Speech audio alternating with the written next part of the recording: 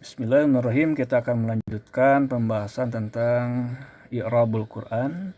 Sekarang menginjak kepada surat Al-Baqarah ayat yang kelima. A'udzubillahi minasyaitonirrajim. Ulaika ala hudam min rabbihim wa ulaika humul muflihun. Nah, kita di sini jelaskan i'rabannya. Ulaika ala hudan. Ulai. Nah, di sini menunjukkan bahwa ulaika itu bukan satu kalimat, melainkan dua kalimat. Ulai dan ka. Nah, maka di sini dijelaskan ulai itu apa? Ismu isyarotin adalah isim isyarat. Mabniun, mabni alal kasri atas kasrah. Ulai ya, ujung hamzahnya dikasrah kan, itu maka dikatakan mabniun alal kasri. Fi mahali raf'in mubtadaun, menempati mahali tempat raf'in ropa mubtadaun sebagai mubtada.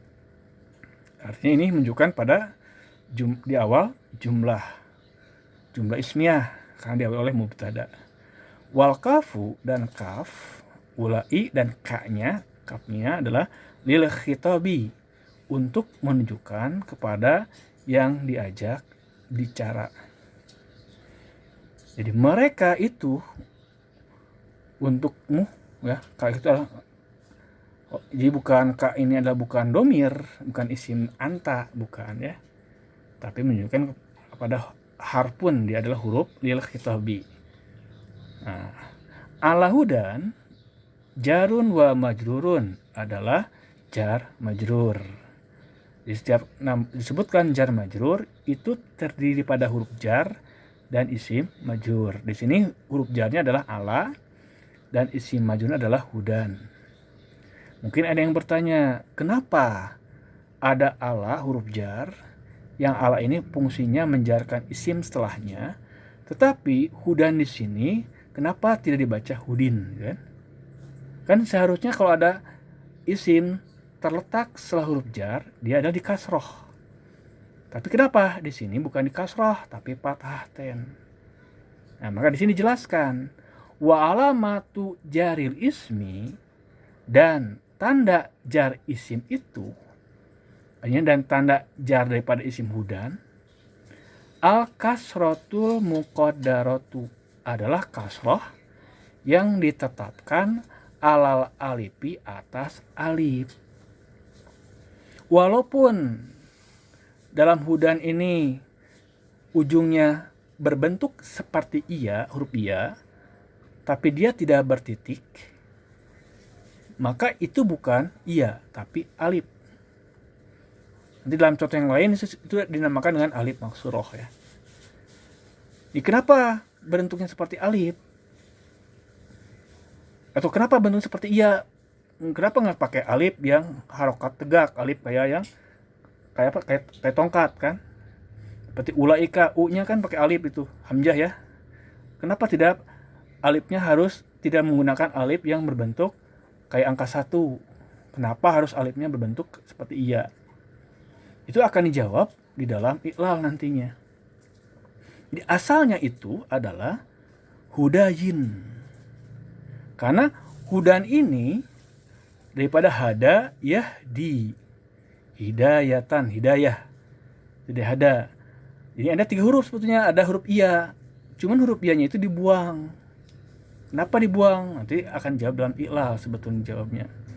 Ya kalau saya uraikan kayak gini, hudan kalau kita menggunakan kaidah iqlal ilmu sharaf, hudan asluhu hudayun.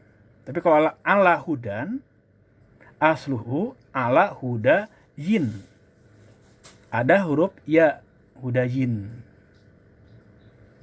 Nah, kemudian hudayin ini asalnya huruf ya-nya berharokat, ada harokat ya, harokatnya kasroh, kasroten, karena ada ulah kan, ada ala kan awalnya. Nah, kemudian kita uraikan asalnya hudayin, tanwinnya dipisahkan.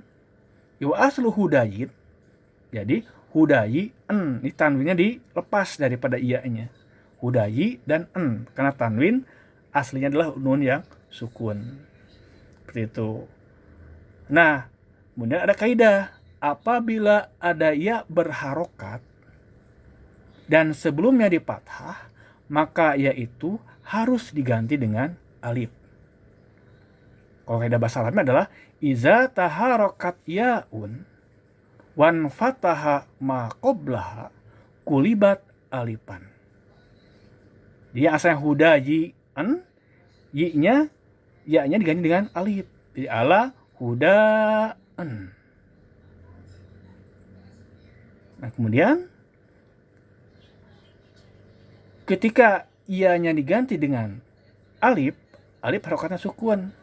Dan nunnya dan tanwinnya, asalnya tanwin yang diubah jadi nun sukun juga sukun. Maka ya yang tadi itu yang diubah jadi alif itu diganti dengan sukun kan harokatnya. Maka ada dua sukun yang bertemu sekarang, alif pengganti ya dan nun sukun pengganti daripada tanwin yang dilepas daripada ya sebelumnya. Maka nanti alif tersebut harus dibuang. Kenapa dibuang? Ada kaidah.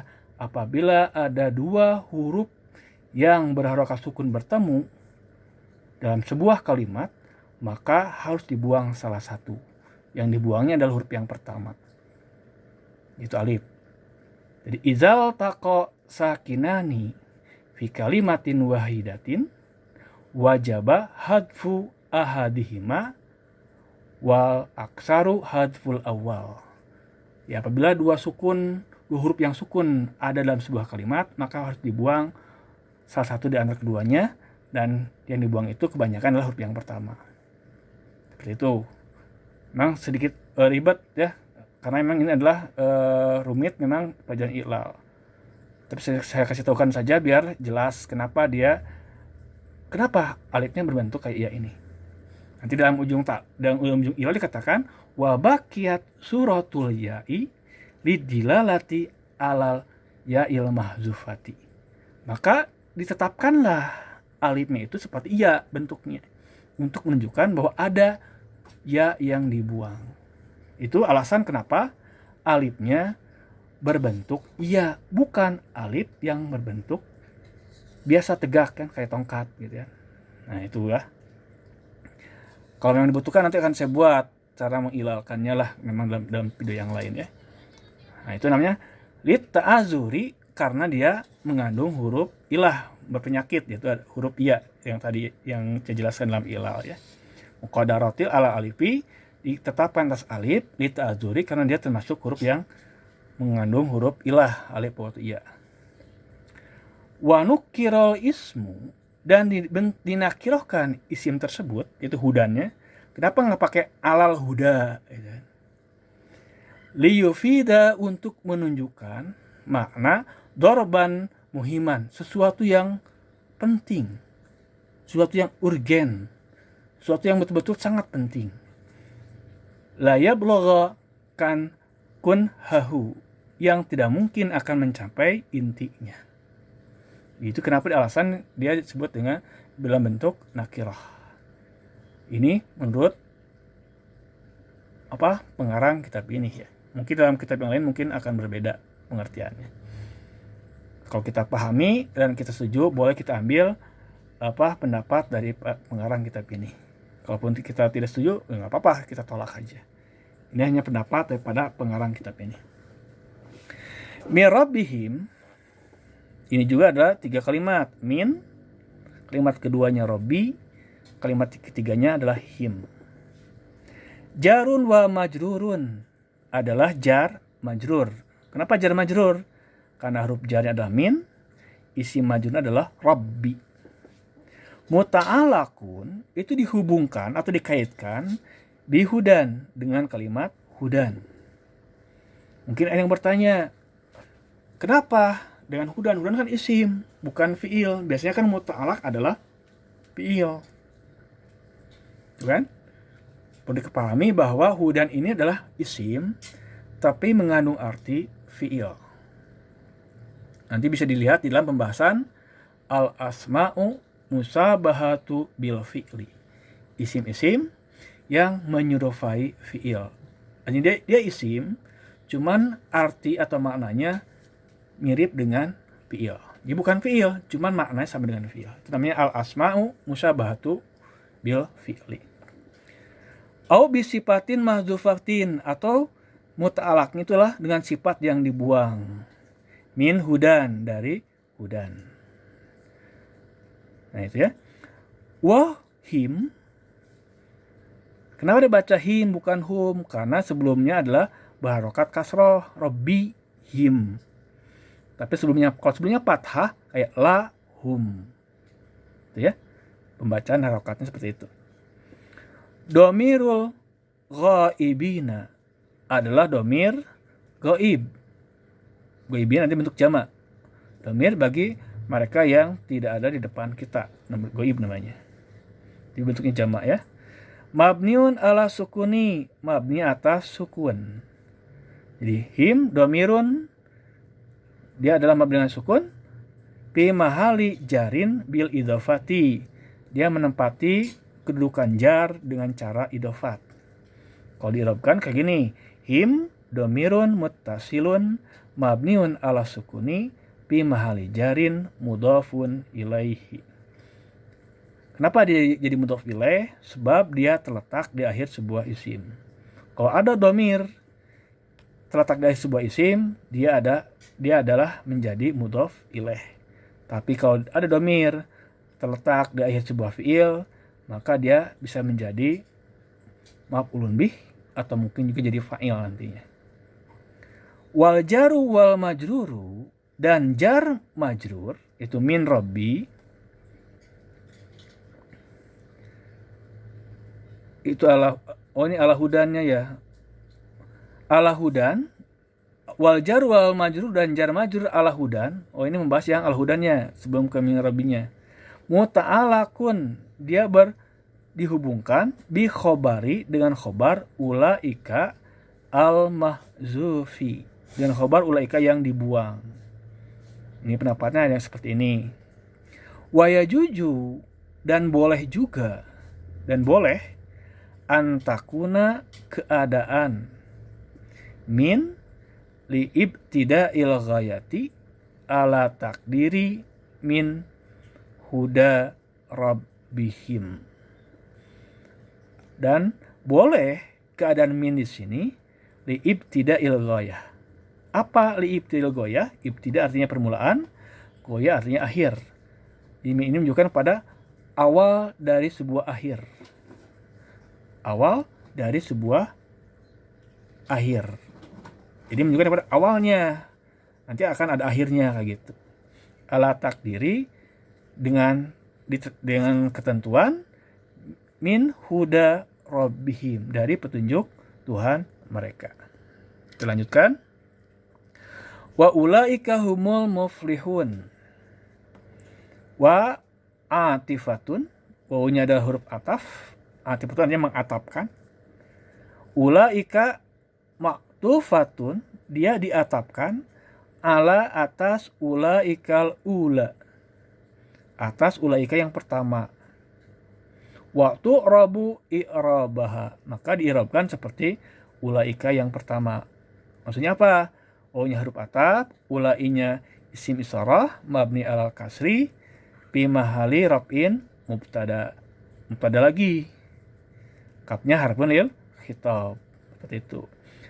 Hum mubtadaun sanin, dia adalah mubtada yang kedua. Kalau ulai mubtada yang pertama, kalau humnya sebagai mubtada yang kedua. Dia adalah domirun munfasilun, domir yang terpisah. Karena dia tidak bersambung dengan kalimat setelahnya, juga kalimat sebelumnya. Dia adalah berdiri sendiri kalimatnya. Mabniun, dia mabni dengan apa? Hum, berarti dengan sukun ujungnya, ya. Fi mahali raf'in, dia menduduki keadaan rafa sebagai mubtada. Karena dia mubtada sani kan. Jika diirabkan hum domiru raf'in munfasilun mabniun ala sukuni fi mahali raf'in mubtadaun sanin. Di i'rabnya mubtada saninya ada disimpan di akhir, jangan nggak di awal. Nggak gini, hum mubtadaun sanin wa huwa, nggak seperti itu. Kenapa? Karena hum kategorinya adalah isim mabni. Kalau isim mabni akan di'irabkan, harus disebutkan dulu identitasnya. Jadi humnya, maka hum, kalau kita mengirabkan hum di sini adalah hum domiru robin munfasilun mabniun ala sukuni bi mahali robin mubtadaun sanin. Al muflihuna khobaru hum. Berarti muflihuna khobar dari hum. Marfu'un dia dirofa bil wawi dengan wawu. Li'annahu karena dia jam'u muzakkarin salimun. Dialah jama muzakkar salim. Wa nunu dan nun yang ada di akhir daripada muflihuna yang berharokat fathah, ta'widun adalah pengganti an tanwinil mufradi dari tanwin isim mufrad. Namanya tanwin iwad. Jadi kalau kita diirabkan kayak gini, al muflihuna khobarul mubtada'i sanin. Kenapa kata nama sani? Khobarul mubtada'i sani. Kenapa? Adalah khobar daripada hum, bukan khobar dari ulaika. Maka al-muflihuna khobarul mubtada'i sani wa huwa marfu'un wa alamatu raf'ihi al-wawu li'annahu jam'ul muzakkaris salim wa nunu iwadun anit tanwin bil ismil mufradi. Boleh juga dirabkan wa nunu ta'widun an tanwin mufrad, boleh. Beda lafaz tapi maksudnya adalah sama. Wal jumlatul ismiyatu dan jumlah ismiyah humul muflihun. Kenapa disebut jumlah ismiyah? Karena humnya mubtada sani, muflihuna mubtada khobar mubtada sani. Jadi mubtada khobar. Namanya jumlah ismiyah disebutnya, maka bi mahali rafin khobarul mubtada'il awali dari ulaika. Jadi hum wa muflihun dia menempati posisi rofa sebagai khobar dari mubtada yang pertama, yaitu yang ulaika. Jadi muflihun adalah khobar dari ulaika yang di awal tadi ya. Wa yajuju i'rabu dan boleh juga mengirabkan hum di sini domiru paslin la mahalalahu. Domir pasli yang tidak ada tempat baginya. Kenapa dikatakan domir pasli? Ini pendapat yang kedua ya. Domir pasli itu adalah domir sebagai pemisah saja. Nanti ada ketentuan yang berbeda. Au imadan sebagai bentuk penopang. Wa takunu muflihuna dan keadaan al muflihun kalau humnya kita anggap sebagai domir fasli, maka muflihuna sebagai khobaru ulaika, sebagai khobar dari ulaika. Kalau domir fasli itu nggak ada jabatan di dalam sebuah jumlah. Itu domir fasli, dia hanya sebagai pemisah saja. Wa hurikatil mimu fi hum dan diberi harokat mim pada hum bidommi dengan domah. Kan dalam ayatnya disebut wa ulaika humul. Kenapa nggak hum kan? Lil isba'i itu untuk menyempurnakan dalam segi pembacaan. Karena kalau kita baca hum, nah kita lihat sini, wa ulaika hum, kemudian ada al muflihun. Kalau mimnya sukun, lamnya sukun, dibacanya itu kan susah. Hum al muflihun. Nah, untuk lil isba, untuk menyempurnakan pembacaan, maka mim yang sukun tadi diberi harokat dhammah jadi humul muflihun, namanya lil isba. Aw lil iltiqai sakainin, atau karena bertemunya dua sukun. Kalau dua sukun bertemu itu nggak bisa dibaca, harus dirubah huruf sukun yang pertama. Nah, itu penjelasan i'rab dari Al-Baqarah ayat yang kelima. Nanti insyaallah kita akan sambung dengan Al-Baqarah ayat yang ke-6. Semoga bermanfaat. Apabila ada salah pemberian harokat atau menerjemahkan atau penjelasan, mohon berikan koreksinya dengan memberikan komentar di bawah video ini. Demikian, semoga bermanfaat. Wassalamualaikum warahmatullahi wabarakatuh.